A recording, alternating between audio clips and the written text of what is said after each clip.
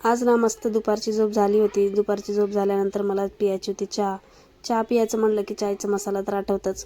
तर मग काय इथं लगेच कढई ठेवली. कढईमध्ये 2-3 जे माझे आवडते मसाले आहेत चायचे ते सगळे घातले. याचे नावं मला पटपट घेता येत नाहीत, त्यामुळे मी व्हिडिओमध्ये काही नावे घेतले नाहीत. तुम्हाला दिसतच असेल त्याच्यात काय काय आहे ते.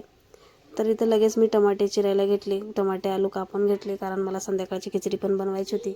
तर त्याच कढईमधलं ते सगळं मसाला काढून त्याच्यातच थोडंसं तेल टाकलं. मिरच्या, कांदे ते सगळं टाकून खिचडीला फोडणी घालायला घेतली मी. तर आलू टमाटे पण लगेच टाकून घेतले त्याच्यामध्ये. टाकून मस्त असं त्याला परतून घेतलं. परतून त्याला ढक्कन लावून ठेवले, कारण ढक्कन लावून ठेवलं ना की थोडंसं वाफतं आलू टमाटे.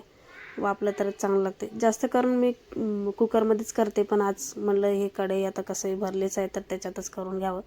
मग लगेच माझी खिचडीला फोडणी घालून झाली होती. तर इथं कचरा वगैरे काढून घेतलं मी, कारण किचन कट्टा संध्याकाळचं तवा साफ केलं तरच चांगलं वाटतं.